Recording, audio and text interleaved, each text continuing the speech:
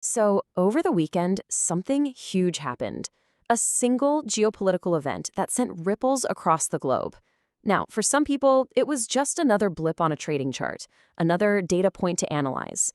But for others, well, for them, it was everything.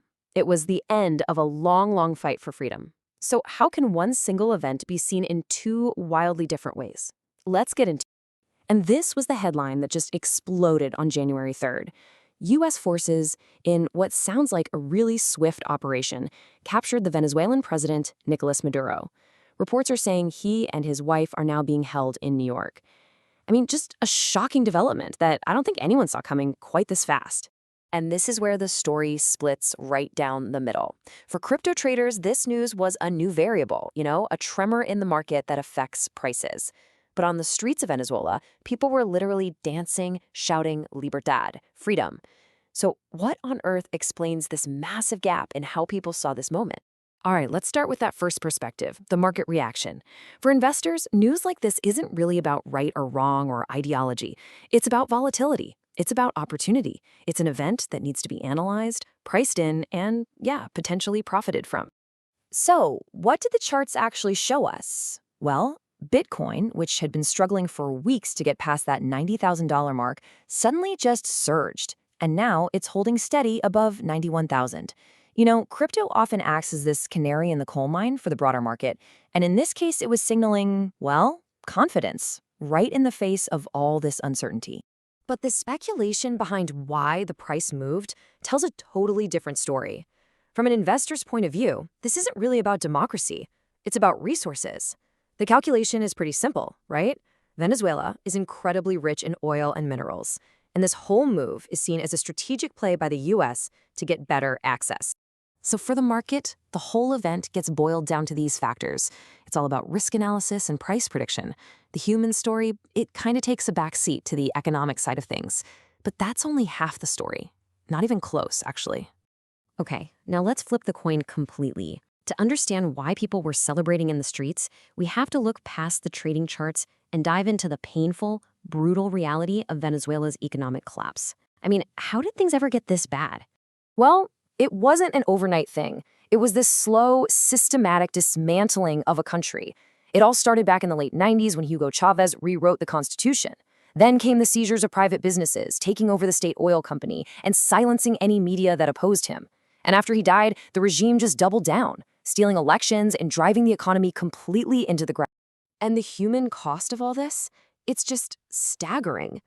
8 million people. That's how many Venezuelans were forced to flee their own homes.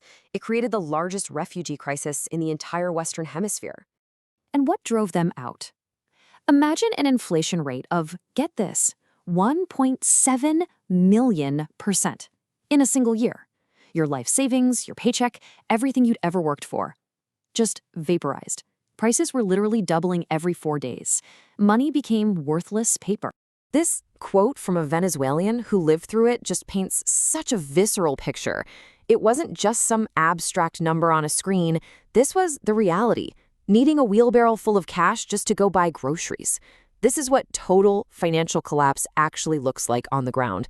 So, in the face of this complete and total breakdown, where the government itself was the source of the problem, some people found an alternative.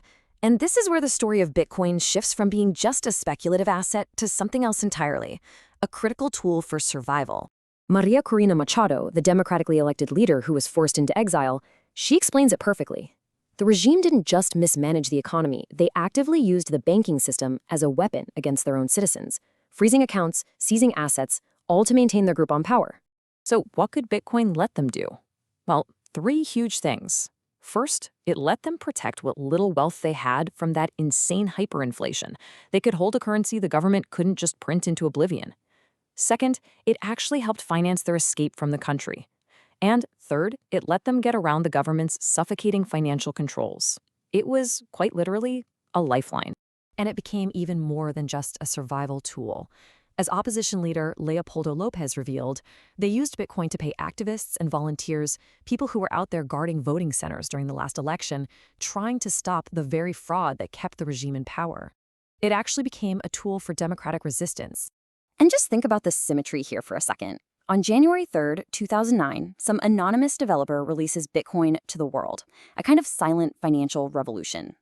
Fast forward exactly 17 years later, on that very same day, the dictator of a country that had weaponized its own financial system is captured. I mean, is that a coincidence or a really powerful echo? So let's bring it all back together. We have one event, the capture of Maduro, but two completely separate, almost opposite realities. How in the world do we make sense of that? Here's how the two realities stack up, side by side. On one side, you've got the investor. Their focus is on price and volatility. Their tool is geopolitical analysis. And the goal? Profit. On the other side, you have the Venezuelan citizen. Their focus is on freedom and survival. Their tool is anti-censorship money. And the goal is just to protect their basic property rights. It's the same event, the same technology, but two entirely different worlds. And that leaves us with this one big final question. When we look at a technology like Bitcoin, what is its true measure of value? Is it the price on an exchange, bouncing up and down with news and speculation? Or is it the freedom and hope it can give to millions of people who are living under financial oppression? That's something to think about.